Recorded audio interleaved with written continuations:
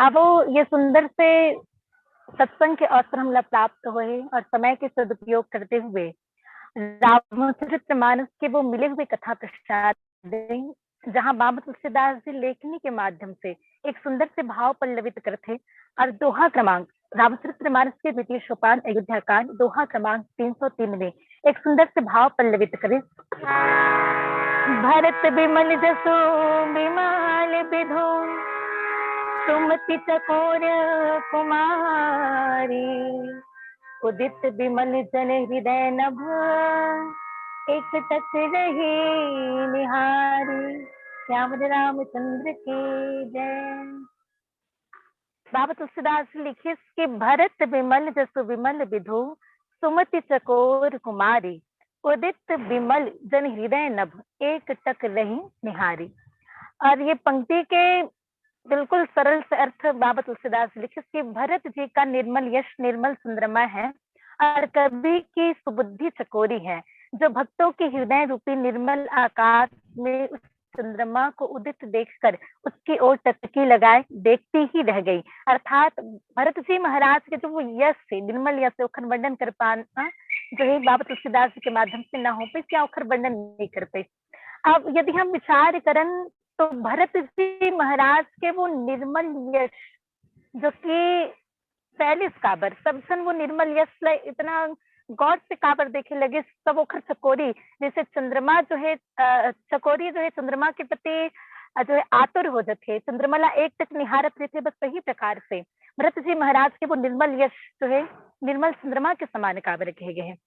जब चित्रकूट में सभा लगे तो सभा में सब यही विचार करते हैं मन ही मन कि भगवान राम आखिर वन में रहे कि वो अयोध्या वापस चले जाए। और निश्चित ही जो ज्ञानी जन है जेकर कर विवेक है वो तो विचार करते हैं कि भगवान राम ला जो है वन में ही रहना चाहिए। और देखे जाए तो गुरु वशिष्ठ जी तो प्रारंभ से ही चाहते हैं कि राम वन में ही रहे और मुनि मन के हित करें। और एक विषय में भगवान राम जी के मनुष्य देखन तो भगवान राम जी भी यही विचार करते हैं कि मतलब धर्म की स्थापना करना है और देव कार्य भी करना है और पिता के जो वचन है बोला भी मानना है तो मोला वन में रहना ही सब सर्वथा उचित लगते हैं। और यदि हम राजा जनक की बात करें तो राजा जनक भी याज्ञवल्क्य महाराज के माध्यम से मार्गदर्शन करे जाते भविष्य के बारे में बताया जाते तो राजा जनक भी यही चाहते कि राम वन में ही रहे। स्वयं भरत जी महाराज जो कि अयोध्या से कहे जाए एक प्रकार से मन बना करके आए हुए हैं कि राम भैया राम नमूल वापस लाना ही है, वो भी चुप हो चुके हैं स्तब्ध हो चुके हैं कि जो है आखिर भगवान राम मैं कैसे वापस लेके जाऊं। वो भी जो है लौटाए के विचार छोड़ चुके हैं कि भगवान राम जो है अयोध्या वापस लौट जाना चाहिए। और यही प्रकार से सबके मन में संकोच है कि आखिर भगवान राम वन में रहे पर कहान भी कैसे काबर की गुरु वशिष्ठ जी यदि कहा थे कि राम वन में रहना चाहिए तो सब व्यक्ति न निष्ठुर मान ही विचार करिए कि अभी मुनि हरे तो मुनि मन के ही हित देखते हैं। और यदि भगवान राम जी कहे तो भगवान राम जी विचार करते कि यहाँ गुरुजन भी है तो गुरुजन मन के समक्ष में अपन आज्ञा अपन निर्णय कैसे बता सकता हूँ।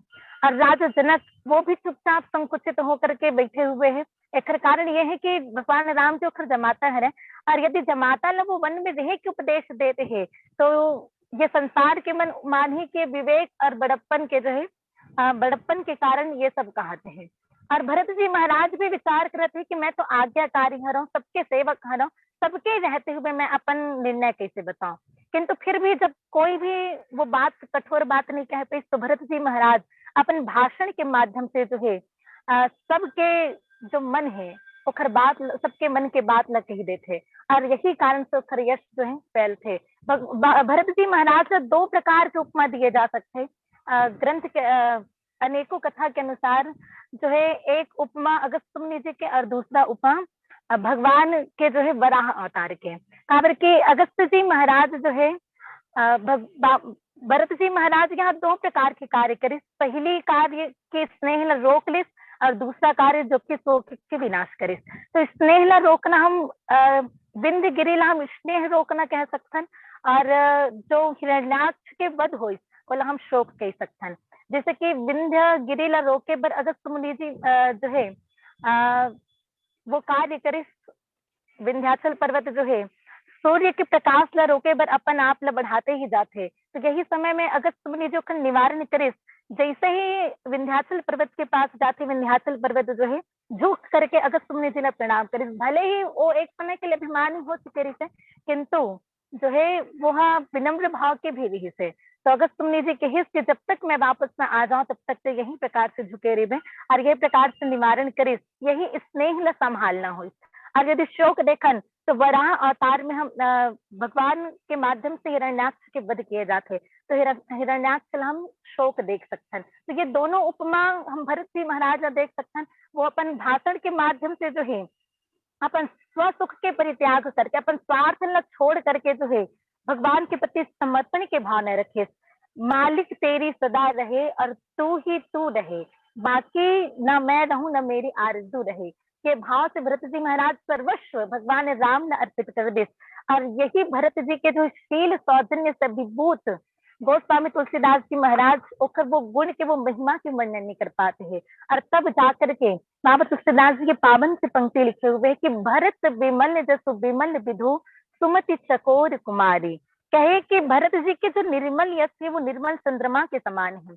अब ये निर्मल चंद्रमा के समान जो यश है ओकर वर्णन कैसे करे जाए, तो संत मन कहते हैं कि यदि भरत जी के वो निर्मल यश चंद्र ला समझना है तो हमला तीर्थनाथ प्रयाग में भरद्वाज मुनि जी के पास जाए लगी, आश्रम में जाए लगी, जहाँ भरत जी महाराज के वो यश भरद्वाज मुनि जी जो है चंद्रमा के समान निरूपित करे हैं।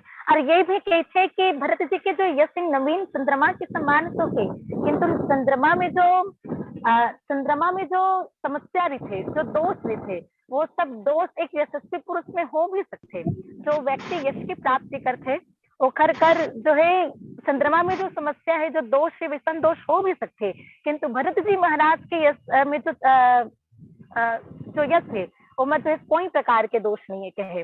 जैसे कि देखे जाए तो चंद्रमा में 4 प्रकार के दोष होते। पहली दोष कि चंद्रमा घटते भी और बढ़ते भी। चलो बढ़ना तो एक गुण है, किंतु घटना एक दोष है। तो चंद्रमा में ये दोष भी थे कि वो बढ़ते भी और घटते भी। और दूसरा दोष भी थे कि सूर्य के प्रकाश में वो मंद पड़े जाते, ओखर जो प्रकाश हमला दिखाई नहीं पड़े। और तीसरा कि राहु के ग्रास बन जाते। और चौथा कि ओखर अंदर जो है कालीमा भी है।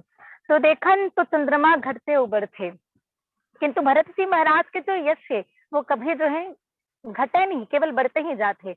और दूसर पुरुष के यदि हम बात कहन तो यशस्वी है, ओकर जो यश है वो कभी सामने आते तो कभी वो जो है लुप्त हो जाते, कभी घट जाते तो कभी बढ़ जाते। किंतु भरत जी महाराज के जो यश है वो कभी घटत नहीं है, कहे वो सदैव बढ़ते ही जाते हैं। और जो कहे जाए तो कई यशस्वी व्यक्ति के सामने, विद्वान व्यक्ति के सामने कोई व्यक्ति के यश जो है कम भी हो सकते, किंतु भरत जी महाराज के यश जो है भगवान राम जो कि जेखर प्रताप सूर्य रूपी कहे गए हैं, वो सूर्य के प्रकाश में भी भरत जी महाराज के जो चंद्रमा रूपी यश है वो जो है लुप्त नहीं हुए, वो भी यथावत बने ही रहते। भगवान राम जी दिल सूर्य के समान कहे गए, ओखर प्रताप के सामने भी भरत जी महाराज के जो यश रूपी चंद्रमा है वो जो है प्रकाशित ही रहते हैं। और यदि तीसरा दोष हम चंद्रमा में देखन तो वो तीसरा दोष है ना कि वो राहु के ग्रास बन जाते। और यहाँ भरत जी के जीवन में, भरत जी के यश में यदि राहु के ग्रास देखन तो माता के कई के कर्तव्य ला जो है, कर्म ला जो है राहु के ग्रास कहे गए। किंतु चंद्रमा जो है चंद्रमा ला राहु ग्रस्त थे कब, जब जो है पूर्णिमा थे। किंतु भरत जी के जीवन में कभी पूर्णिमा ही नहीं है, वो स्वयं कभी भी पूर्ण नहीं मानिस, देखकर कारण से वो राहु के ग्रास बने से भी जो है बच जाते। अब यही बाबा तुलसीदास से ये भी कहीं कहीं ग्रंथ में हमला देखे ला मिलते कि भगवान राम जी से यही पूछे जाते, कुछ व्यक्ति पूछे लगते कि चलो प्रभु भरत जी महाराज के यश रूपी चंद्रमा ला तो राहु नहीं ग्रस्त है, किंतु सूर्य ला भी तो सूर्य के भी तो ग्रहण होते, तो आप प्लस सूर्य रूपी कहे गए हैं, तो आपला कभी ग्रहण लगे हुए हैं। तो भगवान राम जी कहे कि भरत जी के होते हुए मोला कैसे लग सकते ग्रहण, भले मोला सूर्य रूपी कहे गए, किंतु भरत जी महाराज के होते हुए मोला कैसे जो है ग्रहण लग सकते। काबर कि सूर्य ग्रहण होना है तो सूर्य ग्रहण होए पर अमावस्या के होना आवश्यक है, यदि अमावस्या नहीं हो ही तो जो है सूर्य ग्रहण भी नहीं हो सके।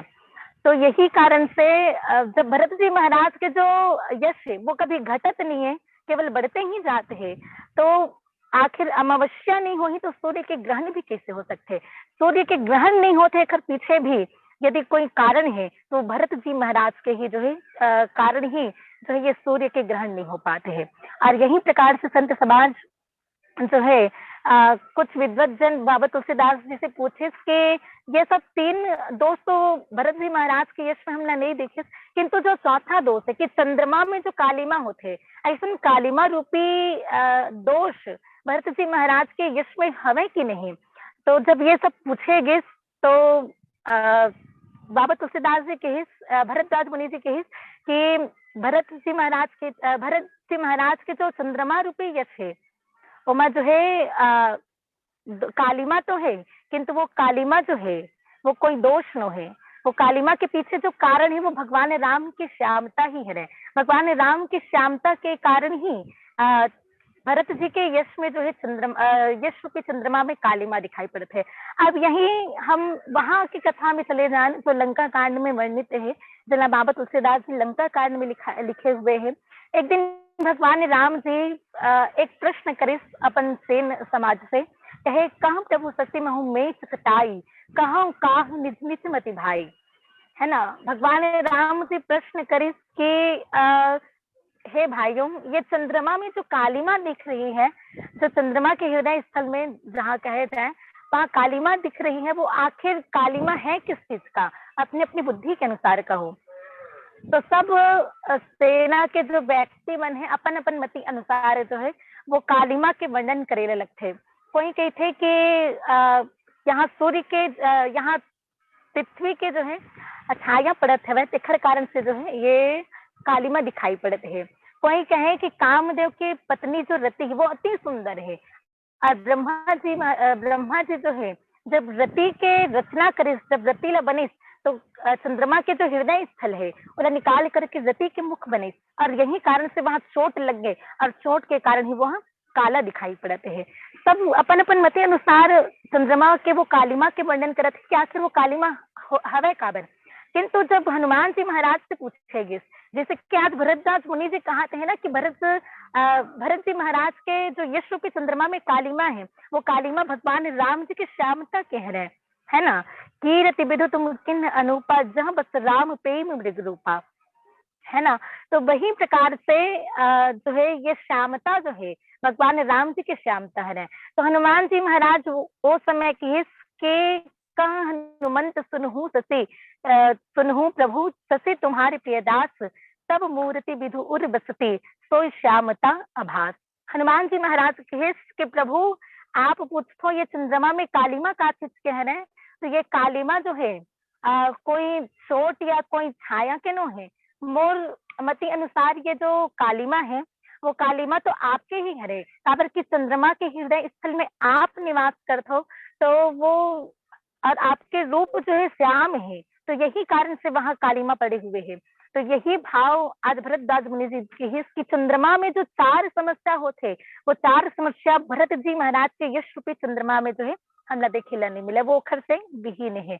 और यदि विचार के करन तो व्यक्ति के यश होना कैसे चाहिए, तो कहे जाते कि यश ला जो है कीर्ति ला जो है कविता संपत्ति के कीर्ति कविता और संपत्ति ला गंगा के समान ही पवित्र और हितकारी होना चाहिए। यदि हम लोग कोई कीर्ति या यश की प्राप्ति होते हैं तो अखर से ये ना हो कि हमारे कारण से कोई दूसरा, हमारे यश से कोई दूसरा हानि पहुंचे, है ना। जैसे माता गंगा जो कि प्रत्येक व्यक्ति प्रत्येक जन के अनवरत जो हित करते हुए आते हैं, वही प्रकार से व्यक्ति के कीर्ति जो है सदैव सबके हित करने वाले हों।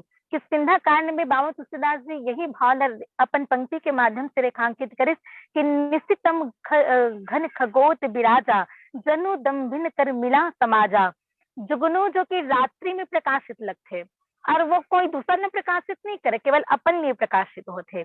बस यही भाव कि जो व्यक्ति यश ला केवल अपन लिए समझते, दूसरे के लिए नहीं समझे, लेकर यश केवल अपन स्व के लिए हो, स्वार्थ के लिए हो, दूसरा लोग से कोई लाभ न हो, तो वो यश के सार्थकता नो है। ओखर से व्यक्ति अपन न तो स्व तो सुख मिली, किंतु यदि सामने वाले लिए यदि सुख नहीं मिलते है या कोई न कष्ट होते हैं तो वो जो है वो यश के सार्थकता नो है। और यदि यश के सार्थकता देखा तो वो यश के सार्थकता हम भरत जी महाराज के जीवन में देखे ला मिली। काबर के जो यश चंद्र की प्राप्ति भरत जी महाराज ला हुई, ओखर यश से समाज में जो है दुख समाज की दरिद्रता और समाज में पीड़ा सब दूर हो गए। तो यही यश के सार्थकता कहे गए हैं। भरत जी महाराज जैन कुछ भी करिस वो राम राज्य की स्थापना के लिए करिस, सबके दुखला हरे बर, सबके शोक के विनाश के लिए, सबके संकोच के विनाश के लिए जो है ये काम करेगी। और यही कारण से भरत जी महाराज के यश की सार्थकता है।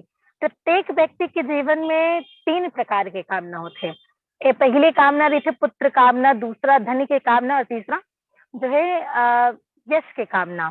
कहे जाते कि सुत बित लोक इष्णा तीनी, पुत्र के लिए धन संचय। कोई भी व्यक्ति जब कमाए लग जाते है तो वो अपन पुत्र के लिए ही कमाए लग जाता है, पुत्र के लिए धन संचय करते हैं। और दूसरा धन के ही माध्यम से यश की प्राप्ति करना। अब ये बात ना हम अपन सामाजिक जीवन में, अपन आम जीवन में, वर्तमान जीवन में देखन कि यश प्राप्ति के लिए धन के जो है खर्च करना।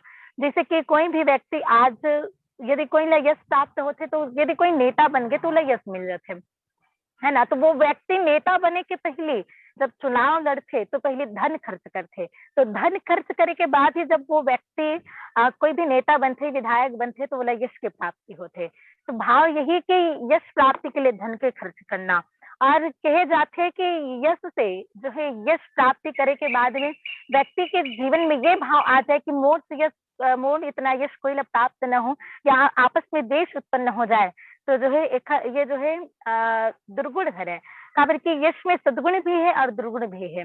और ये बात हम बिल्कुल सुंदर कांड की कथा भी देखते हैं। जब हनुमान जी महाराज माता सीता के अन्वेषण के लिए जात रहे थे, तो ओखर सामने जो है मैनाक पर्वत ऐस रुकावट ऐस ओखर जीवन में यात्रा के समय विघ्न भी ऐस। सर्वप्रथम स्वर्ण पर्वत मैनाक आथे और भगवान हनुमान जी महाराज जी ओकर प्रति आकृष्ट नहीं हुए, प्रणाम करके चल पड़े। ओकर बाद माता सुरसा ऐस, और माता सुरसा के संबंध सदगुण से भी है और दुर्गुण से भी है। अब सदगुण कहान तो देवता मन ही ओला भेजे हुए, और देवता मन तो सदगुण ही हरे। और यदि दुर्गुण कहान तो सर्प दुर्गुण के प्रतीक माने गए हैं। और माता सुरसा के जो संबंध है ये दोनों से ही है।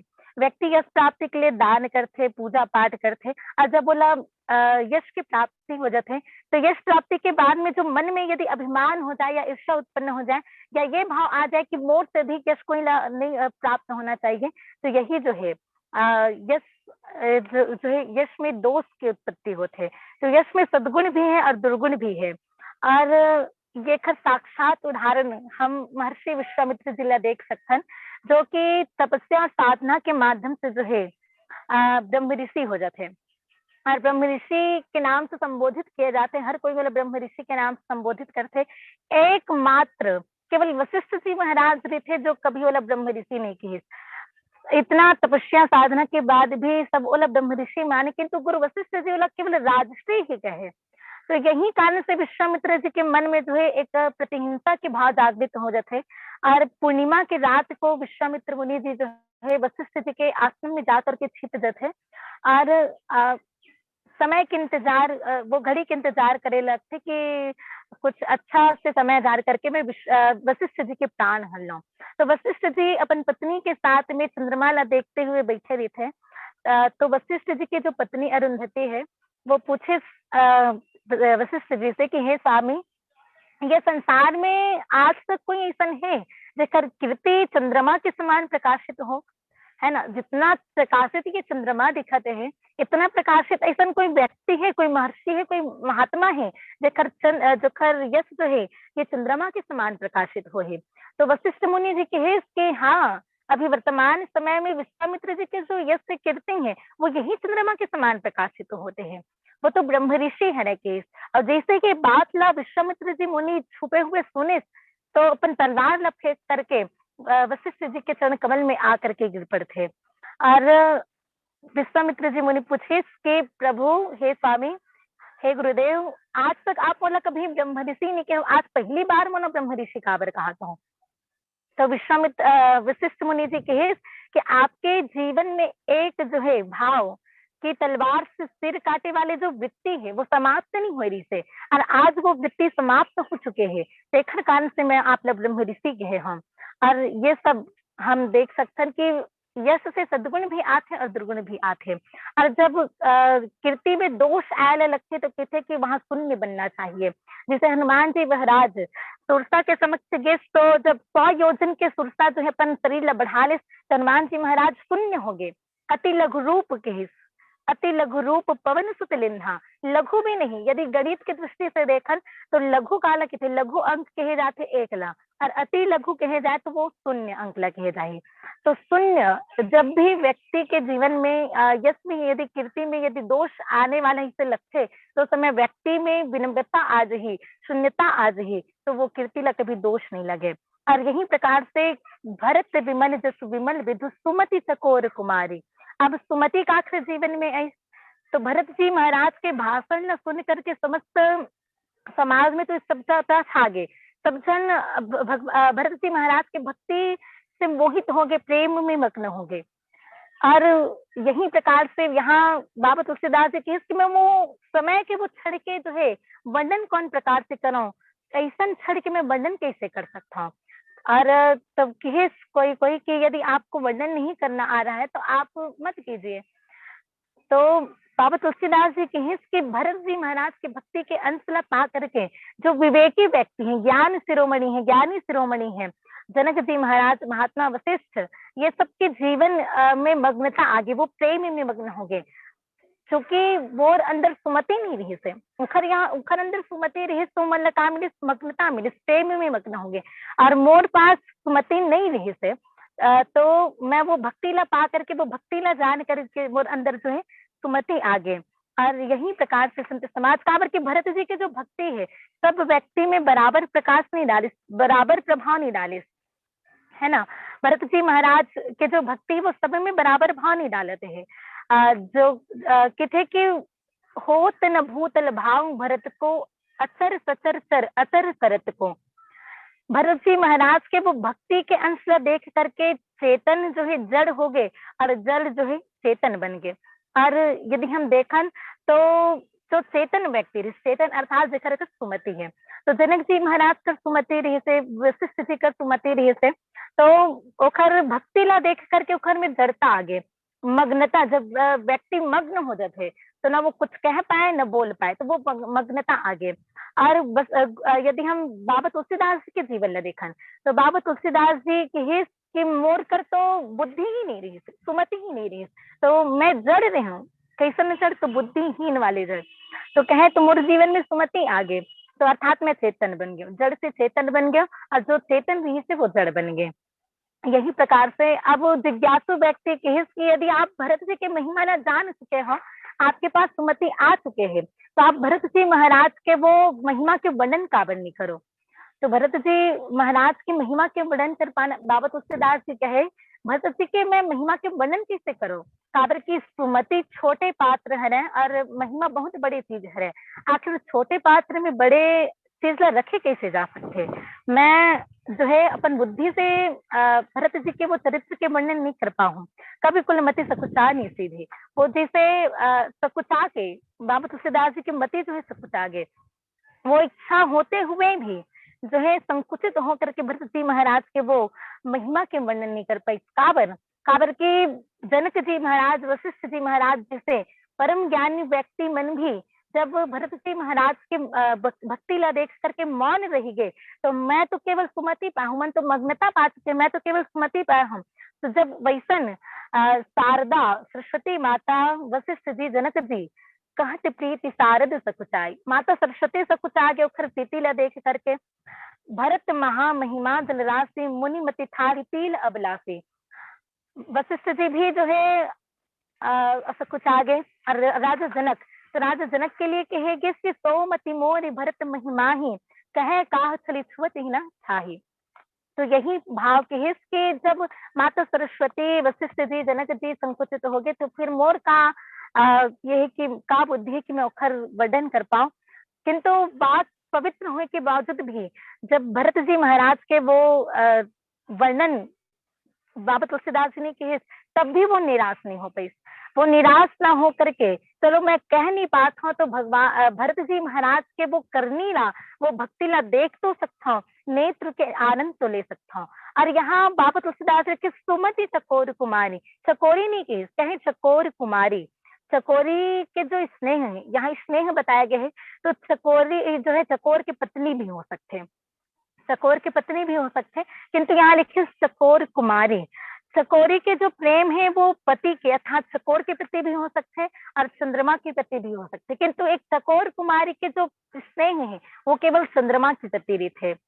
जैसे कि हम यही बात अपन जीवन में देखें, मान लो एक कन्या के विवाह नहीं हो है, तो ओकर विवाह नहीं हो है तो ओकर प्रेम केवल मायके के प्रति, अपन घर के प्रति रहे।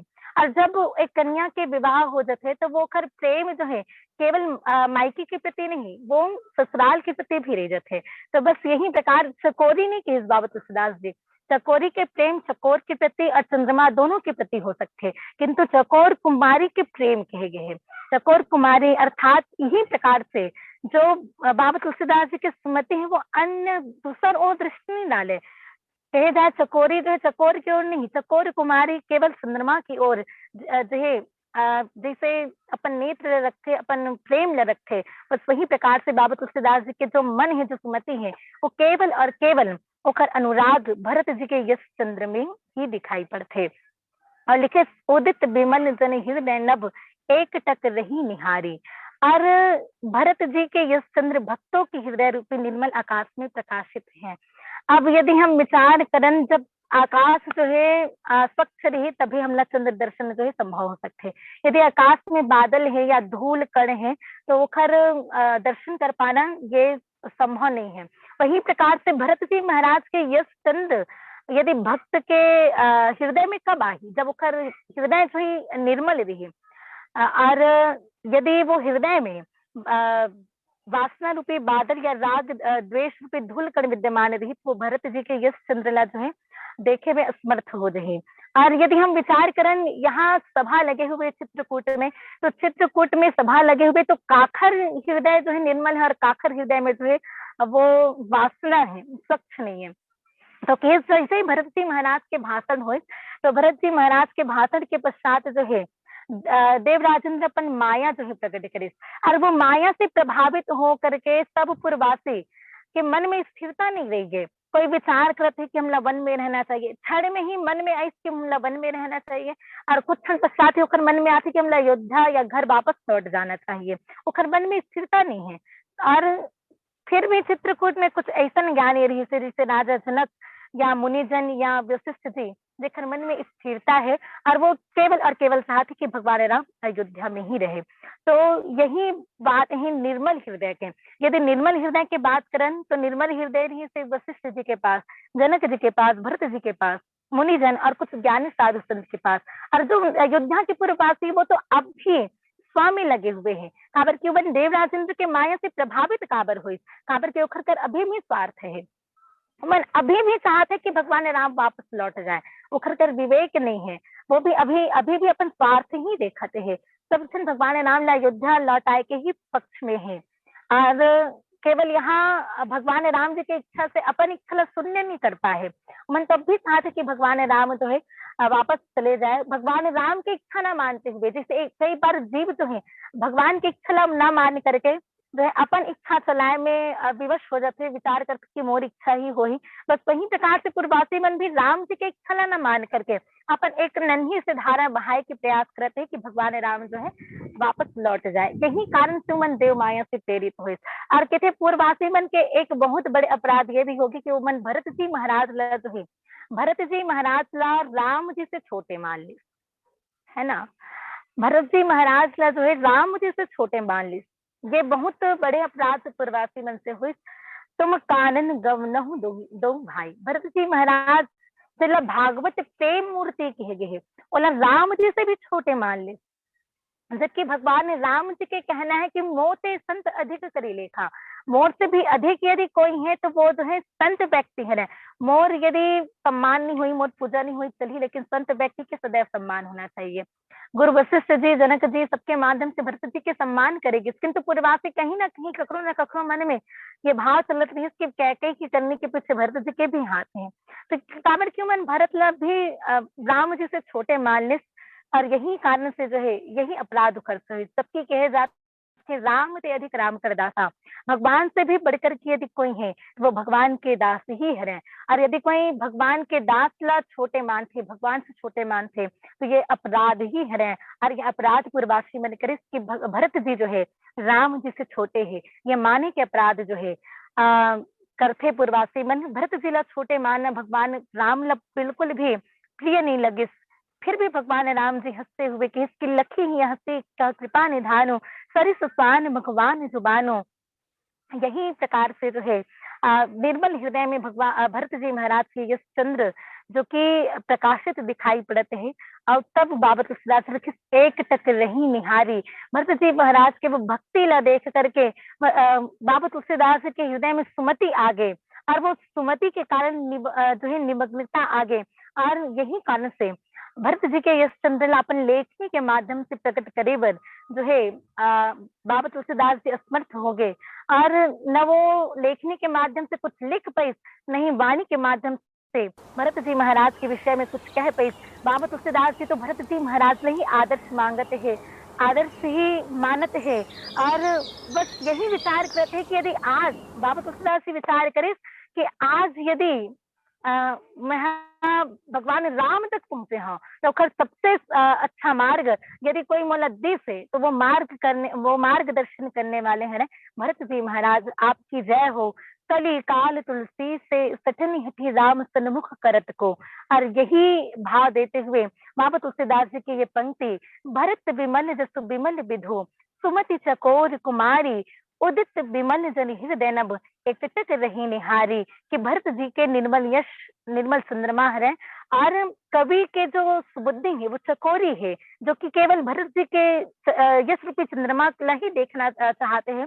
और भक्तों के हृदय रूपी निर्मल आकाश में वो चंद्रमा ला उदित देख करके पोखर और ही टकटकी लगाए हुए देखा थे। और बाबा तुलसीदास जी बहुत ही सुंदर किए, इतना मैं निस्तब्ध हो चुके हूँ, मोर हृदय में सुमति तो आ गए, किंतु ये मैं अपन वाणी के माध्यम से या लेखनी के माध्यम से एक वर्णन करने में जो है असमर्थ हूँ। मैं जो है वर्णन नहीं कर पाऊँ, अपन नेत्र नहीं सार्थक कर ले। बाबा तुलसीदास जी केवल नेत्र के माध्यम से भरत जी महाराज के वो भक्ति के रस स्वादन करते हैं। अब आवो 5 मिनट शेष है, एक छोटे से भजन के साथ आप सबसे सादर विदाई लेबो। श्याम रामचंद्र की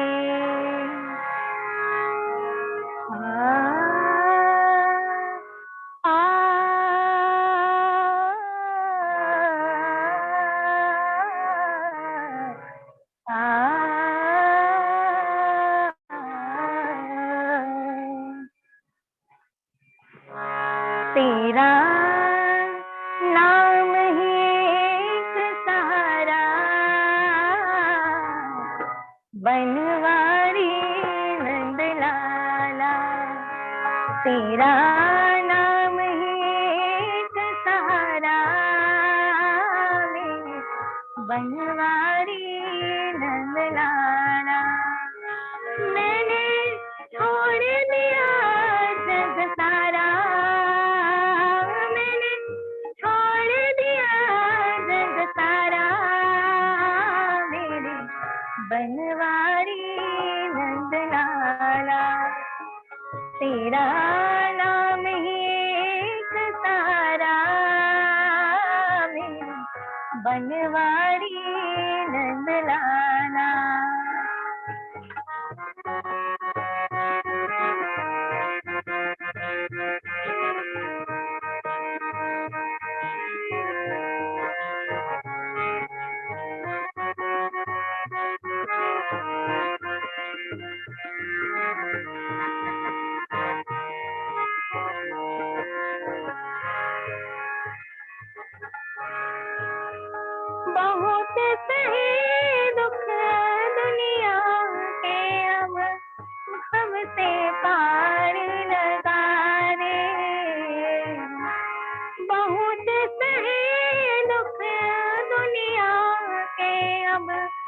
भव से पार लगा दे,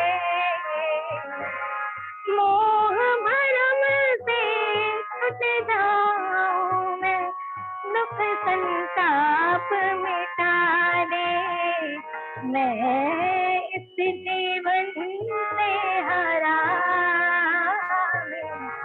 बनवारी नंद लाला, तेरा नाम ही एक सहारा, मेरे बनवारी नंद लाला।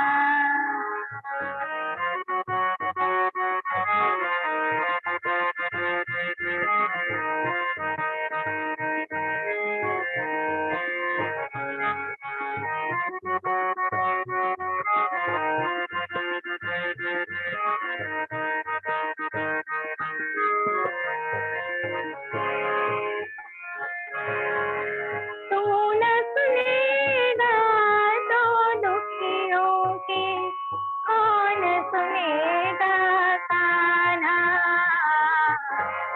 तू न सुनेगा तो दुखियों के, कौन सुनेगा ताना। और कौन जो पाप भरेगा, तू ही कृपा बरसाना। मैं इस दिन से हारा, मेरे बनवारी नंद लाला। मैंने तुझे पुकारा, मेरे बनवारी नंद लाला, मेरे बनवारी नंद लाला, मेरे बनवारी नंद लाला, मेरे बनवारी नंद लाला। मेरे बनवारी नंद